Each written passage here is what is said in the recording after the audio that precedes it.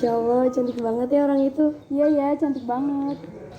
Al-batul, al-batul, al-batul, al-batul, ummuna, ummuna, ummuna, ummuna, habibatur rasul, habibatur rasul, dukhruna, dukhruna, dukhruna, dukhruna, ya ummal hasan wa ya ummal husain, izzuna, izzuna, izzuna, izzuna.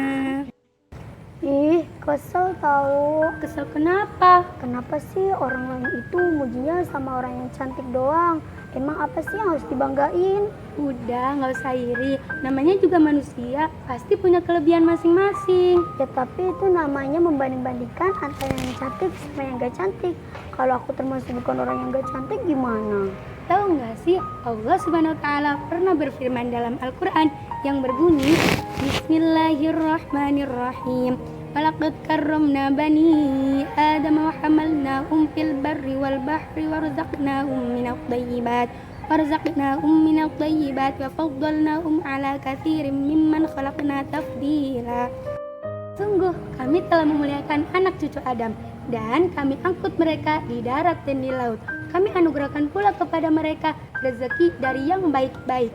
Dan kami lebihkan di antara banyak makhluk yang kami ciptakan dengan kelebihan yang sempurna.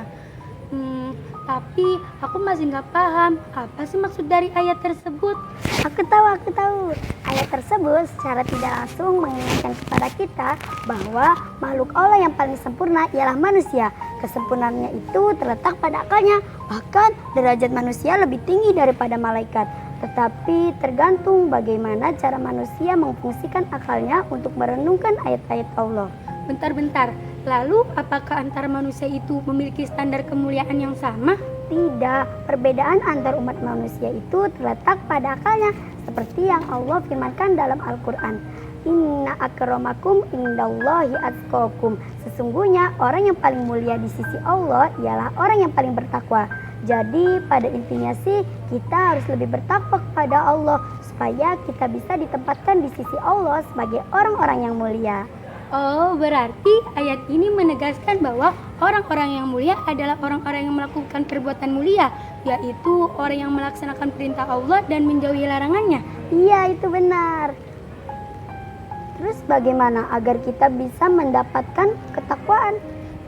Gini nih, ketakwaan bisa dicapai dengan cara kita merenungkan segala nikmat yang telah Allah berikan kepada kita. Tapi dengan adanya kita merenungkan itu butuh adanya berpikir. Dengan begitu, ketika kita sudah merenungkan banyak yang berikan oleh Allah kepada kita, maka akan tumbuhlah rasa syukur.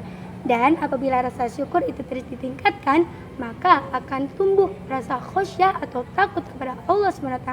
Benar juga sih, dengan ketakwaan ibadah kita yang kita lakukan itu akan berkualitas dan semakin meningkat ketika kita terus berpikir tentang karunia Allah Subhanahu wa Ta'ala.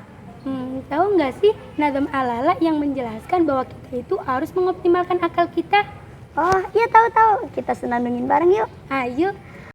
Fa inna faqihan wahidan mutawari'an asyaddu ala syaitani min alfi abidi. Ketahuilah bahwasannya satu orang faqih yang wirai itu lebih ditakuti oleh syaitan daripada 1000 ahli ibadah.